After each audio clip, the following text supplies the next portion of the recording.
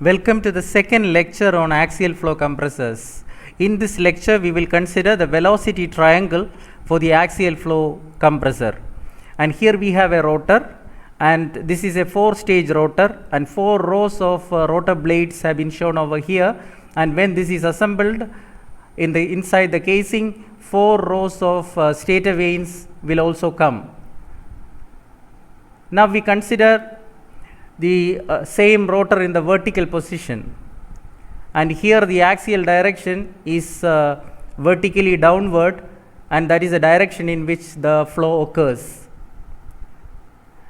This is easy for us to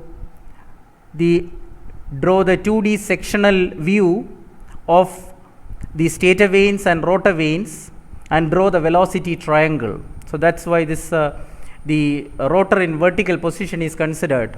So if you take a section at the mid height in the second case here, the middle of this blade, if you take a section and draw the 2D view showing only the rotor vanes and the stator vanes, of course stator vanes are not shown in this rotor, the stator vanes, the diagram will be looking like this. Remember, the axial direction is vertically downward. That is the direction in which the flow occurs. As you can see, this flow will be flowing past the rotor vanes and stator vanes in this manner. And this, the direction shown over here, this is a tangential direction or rotation of this rotor. Now we will consider the velocity triangle. Now consider the rotor having multi-stages in the vertical position. See the direction indicated. See, this is the direction of rotation n. The rotational speed in RPM is denoted by capital N. You know that. The axial direction is vertically downward. Now you consider the cross-section of a blade. In order to reduce the skin friction and the losses due to boundary layer separation and the turbulent effects, the blades and the rotor are given aerodynamic shape. So an aerofoil section of the blade is shown over here.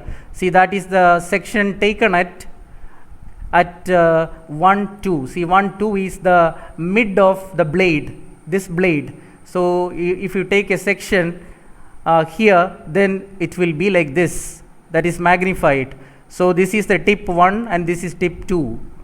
So you consider this rotor blade, a single rotor blade, and the air will be flowing in the axial direction more or less. That is velocity. I told you in the last lecture that is velocity of flow or flow component of the absolute velocity is purely axial. And now consider this aerofoil cross section, and the inlet tip is 1 and the outlet tip is 2. And as you know that the relative velocity of flow is tangential to the blade surface at the tips. See, this is the direction of VR1, and here at the outlet tip VR2, the direction of VR2 is this one, that is tangential to the blade surface at the outlet. And as you know, VR1 is inclined at an angle theta with the reference. Remember, very important thing is the axial direction is taken as the reference, not the tangential direction as we have done previously in all the turbines and the pumps. And even centrifugal compressor, that case also we have taken the tangential direction of motion as the reference for marking the angles. But here the axial flow direction, that is the axis of the rotor, that is taken as the reference direction. So the relative velocity is inclined at vane angle at theta at inlet VR1 to the axial direction, and VR2, that is tangential to the blade surface at 2, that is inclined at phi, at an angle phi with the axial direction at the tip 2, and these two are the vane angles or blade angles at inlet and outlet. You know that. Then since the rotor is now rotating as shown, it is rotating from the top, if you look at it, anti-clockwise direction. So this is here, as you can see, the tangential velocity at the point 1, the direction if you draw it is horizontally to the right. So that is shown as tangential direction to the rotor. Direction of motion of the vane at inlet is u1, and the direction of motion of the vane at outlet, that is the direction of u2, is shown over here. That is u2. They are now, in this case, they are horizontally to the right. Axial direction is vertically down. So please understand this.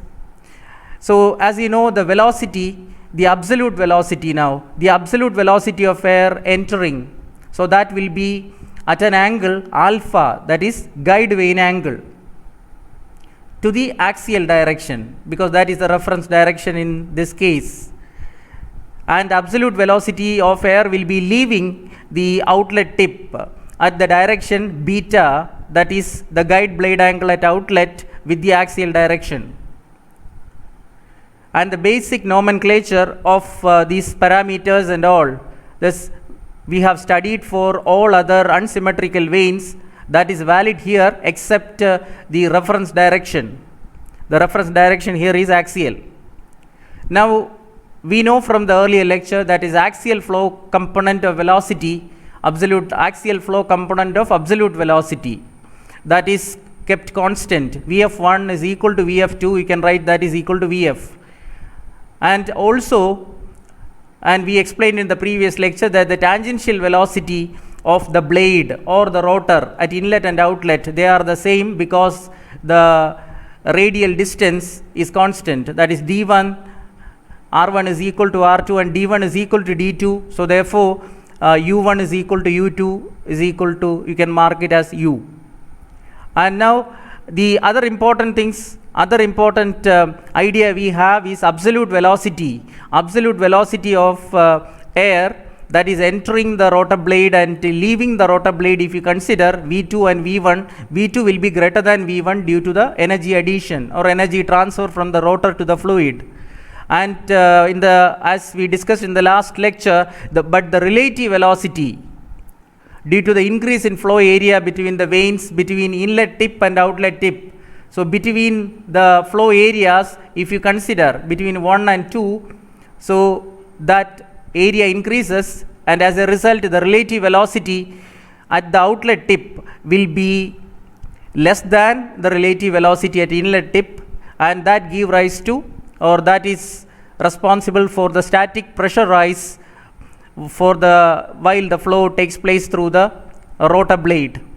So we know all these concepts, and with this idea in mind, we are now going to draw the complete velocity triangle. Please have this picture in your mind as we proceed further.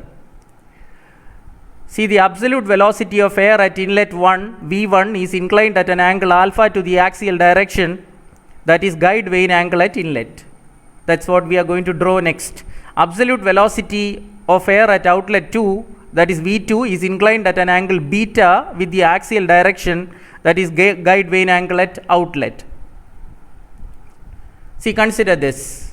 So this is the diagram we have explained already, figure on the left side top, and here now V1 is inclined at an angle alpha to the axial direction, V2 should be inclined at an angle, see this, V2 should be inclined at an angle beta with the axial direction, and the vane angle at inlet and outlet is theta and phi, that is inclinations of VR1 and VR2 respectively with the axial direction. See, now you please consider this diagram. VR1, see the air is entering tangentially without shock. If this is the first the rotor vane from the first row in the rotor, then the inlet guide vane will be guiding this airflow so that it enters without shock at this inlet, rotor blade tip inlet. So that is inclined at an angle, the incident direction will match the direction properly. See, normally we say this VR1 is inclined at an angle theta with the axial direction here, that is a reference direction. So VR1 is drawn over here, VR1, and then as I told previously, the tangential direction is horizontally to the right at both the tips. So U1 is in this direction. So you calculate VR1, after drawing VR1, you draw this U1 parallel to the tangential direction, that means in the tangential direction, and then the closing side is representing the resultant of VR1 and U1, that is V1. So actually this absolute velocity of air entering the blade will be like this. See this direction, the absolute velocity is entering. So that means the velocity, the air should enter at this direction.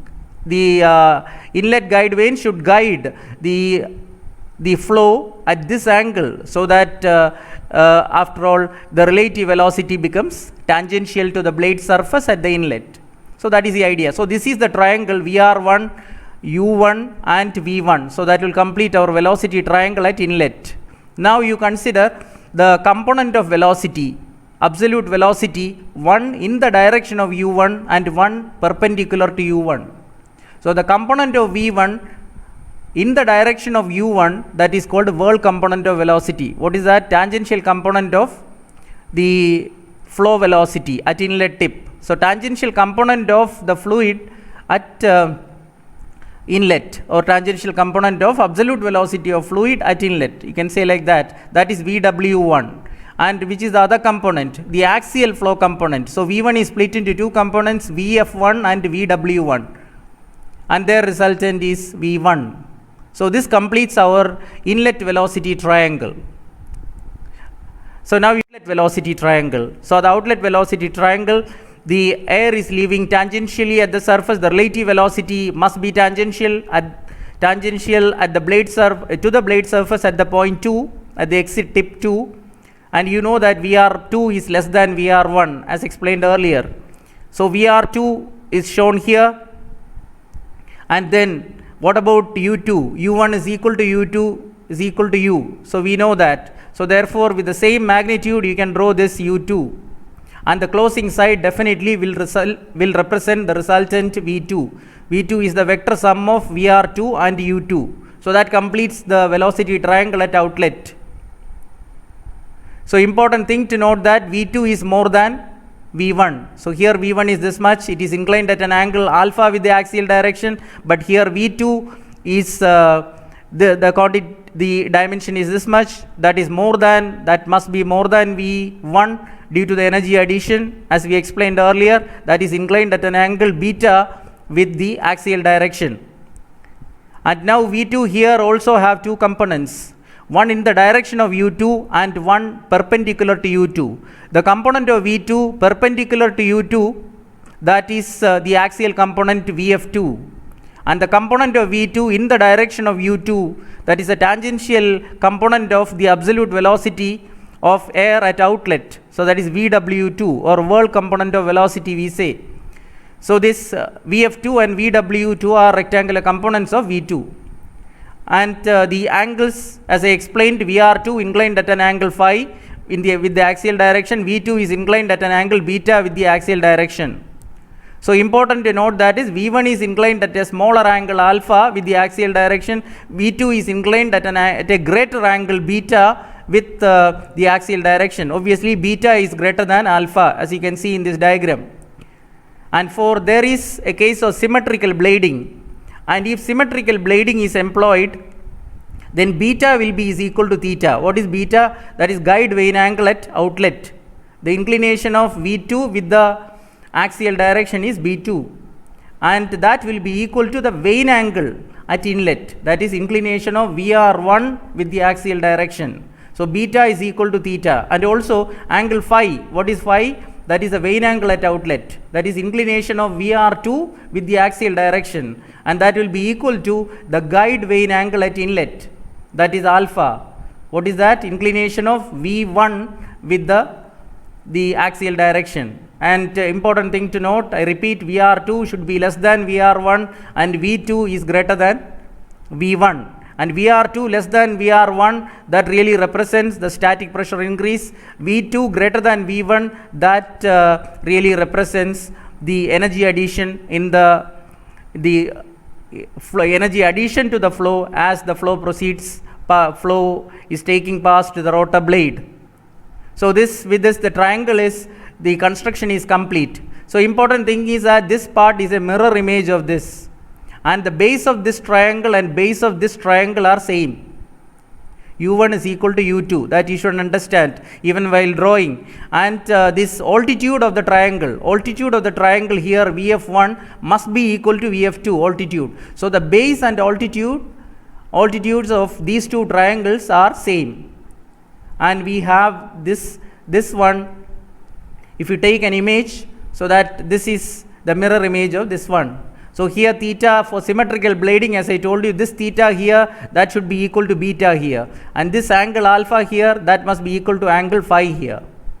And now we will come to the specific work done per unit mass of air, that we know the very same equation we are going to use. This is work done per unit mass of air, specific work done.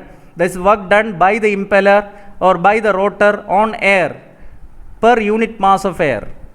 It is in joule per kg. So how do you do that? Euler's equation, Vw2 u2 minus Vw1 u1. If you take Vw2 u2 minus Vw1 u1 divided by g, that will be the head imparted or energy per unit, work done per unit weight of air. This is work done per unit mass of air. So that now u1 is equal to u2. So therefore that u1 is equal to u2 is equal to u, therefore u can be taken out. So the expression will be very simple now, Vw2 minus Vw1 into u. That much joule per kg is the Euler work done by the rotor on air. Remember, its unit is joule per kg. Then Euler power, that is work done per second by the rotor on the air per second. That is, you just multiply this specific work done by the mass flow rate. So mass flow rate multiplied by Vw2 minus Vw1 into u. So m dot into Vw2 minus Vw1 into u, that much watts or joule per second in SI units. That is going to be the Euler power or the work done by the impeller on air per second. Thank you so much.